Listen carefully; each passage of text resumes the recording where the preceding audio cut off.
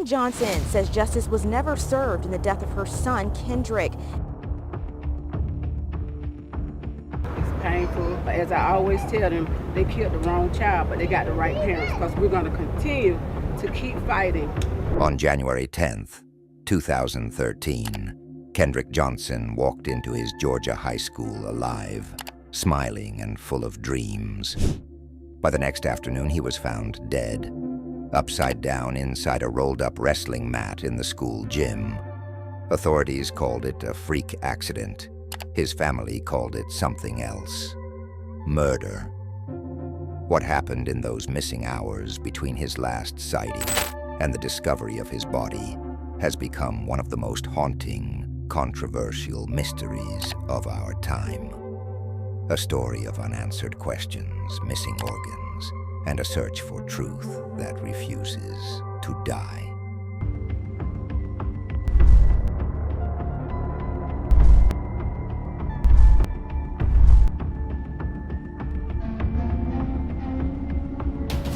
On a chilly January morning in 2013, a 17-year-old boy walked through the doors of his high school in Valdosta, Georgia, just like he had countless times before. His name was Kendrick Johnson. Friends called him quiet but friendly, focused yet approachable. Teachers admired his work ethic. Classmates respected his athletic skills.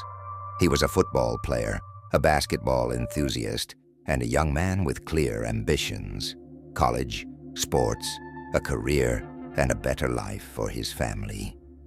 But by that night, Kendrick had vanished. The following afternoon, he would be found in one of the most baffling and unsettling situations imaginable: upside down inside a rolled-up wrestling mat in his school gymnasium. There was no cry for help, no sign of struggle that the first responders reported, and, most puzzling of all, no clear explanation for how he had gotten there. What began as a strange and heartbreaking loss soon spiraled into one of the most controversial death investigations in recent memory. January 10th, 2013, seemed ordinary. Kendrick wore his usual casual clothes: a white t-shirt, jeans, and sneakers. Witnesses remember him appearing relaxed and focused, attending classes like any other day. Around lunchtime, a few students saw him walking toward the school's older gym, a place still in use even though a newer facility had been built. Kendrick had a habit of storing a shared pair of gym shoes inside that older space, tucking them behind rolled-up wrestling mats. He was apparently heading there to grab them. That was the last confirmed sighting of him alive. When evening came and Kendrick still wasn't home, his mother, Jacqueline Johnson, grew concerned. This wasn't like him. Phone calls went unanswered. Friends hadn't seen him. The family quickly contacted the school and then the police, filing a missing person report before midnight. That night, and into the early morning hours, the Johnsons searched the school grounds themselves. Unbeknownst to them, their son's body was already inside the building, hidden in plain sight. The next day, January 11th, a group of students entered the old gym for class.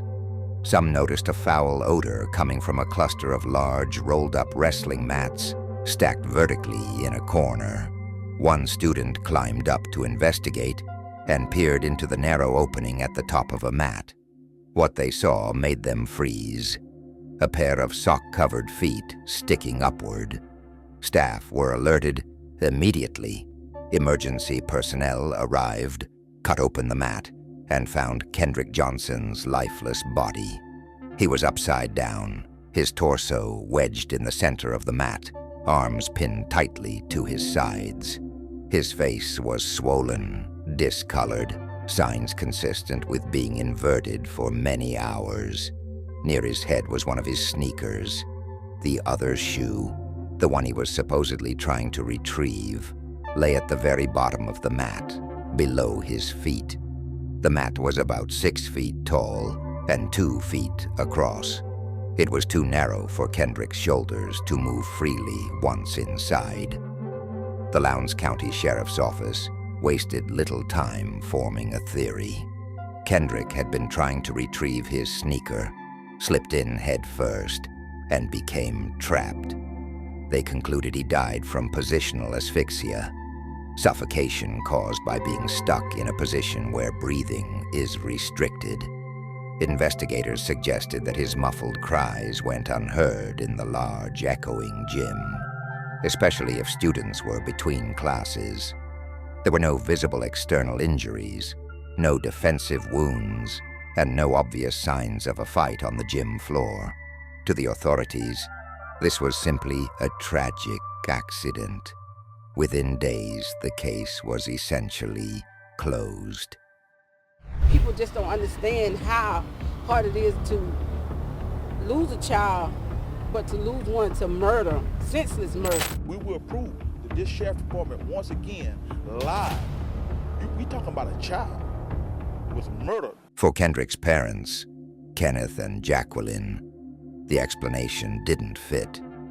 They knew their son's height, his habits, and his awareness of the gym's layout.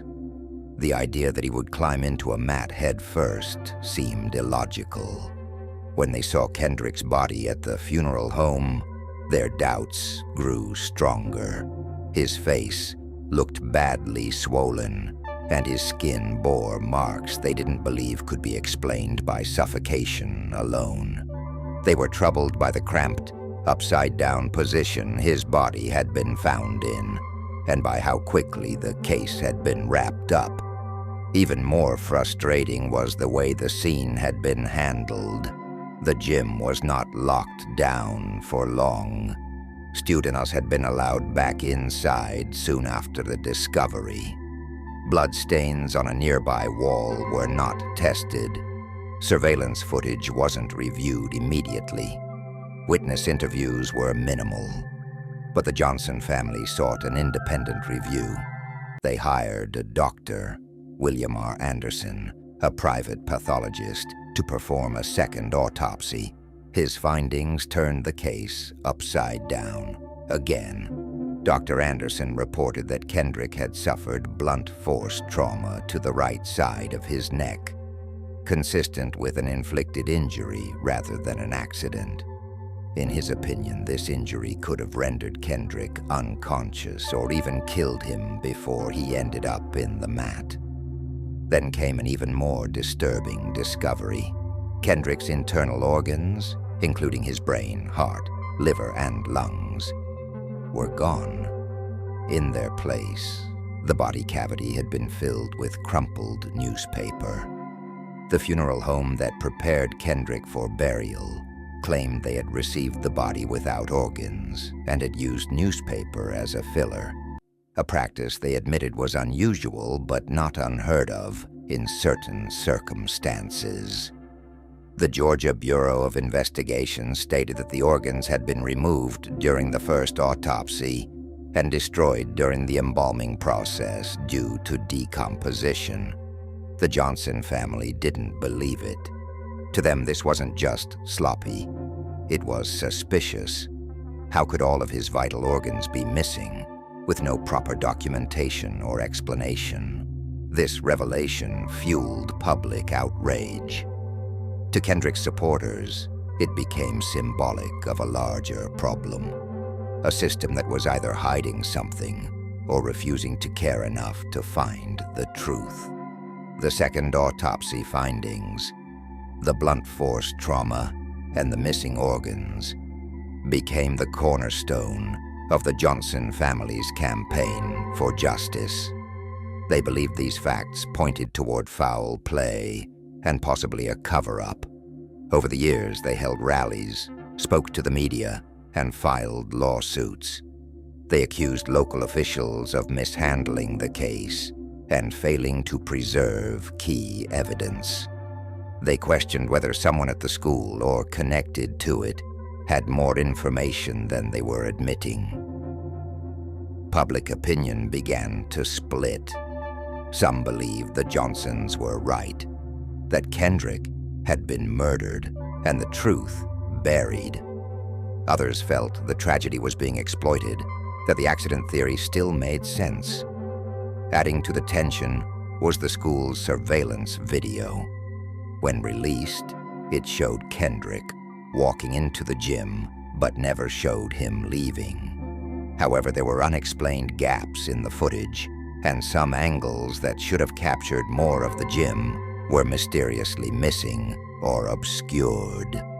The Johnsons suspected tampering. Authorities said the gaps were due to the camera system's motion activation and that nothing sinister was involved. Still, the unanswered questions kept piling up. Officials claimed Kendrick Johnson's internal organs were destroyed because his body had badly decayed, and the funeral home replaced them with newspaper, calling it a standard practice when organs aren't available.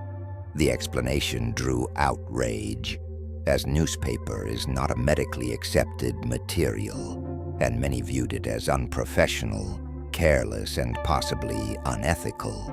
The Georgia Bureau of Investigation, GBI, said Kendrick's organs had been removed during the first autopsy for testing, and the rest discarded. Yet there was no paperwork showing where they went, who approved it, or why they weren't replaced before the second autopsy. To Kendrick's family, this wasn't a mistake, but a possible attempt to hide evidence, believing injuries to key organs could have been covered up. Meanwhile, independent investigators and journalists began piecing together his final day. Kendrick, last seen walking toward the old gym on January 10th, 2013, supposedly to retrieve gym shoes, vanished from the security camera's narrative. The footage contained missing segments, mismatched timestamps, and cameras that either didn't capture key angles or skipped minutes entirely. School and law enforcement blamed outdated systems, but critics suspected tampering, especially since no footage showed him entering or anyone else entering the rolled-up mat area where his body was found. Witness accounts were vague, and the timeline left glaring gaps. A forensic video analyst hired by the family found irregularities suggesting the videos had been altered, fueling suspicion that someone was hiding the truth. Attention soon shifted toward potential suspects, with two names repeatedly surfacing. Did you have anything to do with the death of Kendrick Johnson? No. He's like one of my good friends. Yes, sir. It should be. And I want everybody to know the truth. And I mean, they can ridicule me and they can say whatever they want, but in the end, the truth will prevail. And everybody will find that me and my brother have been innocent and always will be innocent. Brothers Brian and Brandon Bell, fellow students and sons of an FBI agent, the Johnsons suspected this connection influenced the quick, accidental death, ruling and minimal questioning of the brothers. Both had alibis supported by video and school records, and neither was charged, yet rumors persisted. In 2015, the Johnsons filed a wrongful death lawsuit accusing the Bell brothers, school officials, law enforcement, and the GBI of covering up a murder, alleging Kendrick was lured into the gym, attacked, and hidden in the wrestling mat, with evidence tampered with and organs withheld. Defense attorneys argued the claims were rumor-based, and the case was eventually dismissed for lack of evidence, with the family ordered to pay some legal fees. Still, the Johnsons maintained their belief a crime had occurred. Public protests, national media coverage, social media campaigns, and vigils kept the case alive, with civil rights leaders calling for federal intervention. Despite the official stance that Kendrick's death was a tragic accident, the missing organs, questionable video gaps, and unaccounted time made it one of the most debated and haunting cases in recent history, symbolizing for many systemic failure and the fight for justice that still hasn't ended. Kendrick Johnson's death remains one of the most controversial cases in recent memory, marked by conflicting reports, shocking discoveries, and deep mistrust between his family and authorities.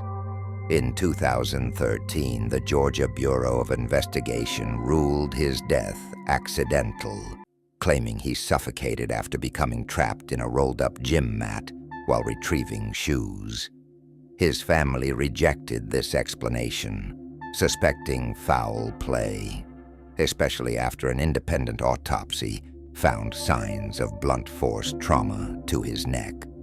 The controversy intensified when a second autopsy revealed Kendrick's brain, heart, lungs, and other organs were missing, replaced with crumpled newspaper, a practice not recognized in professional embalming. The funeral home said the organs were removed during the first autopsy and never returned, while the GBI claimed they had been replaced before release, creating a troubling mystery. For the Johnson family, the missing organs destroyed critical evidence that could have proven murder. Over the years, they filed lawsuits, spoke at rallies, and became central to a nationwide movement demanding justice, pointing to racial bias and mishandled evidence. More than a decade later, the case is still ruled an accident, but unanswered questions about missing organs, video gaps, and evidence tampering keep the fight for truth alive. More than a decade later, the questions remain. Until the truth is revealed, Kendrick's story will haunt us all. Thanks for watching.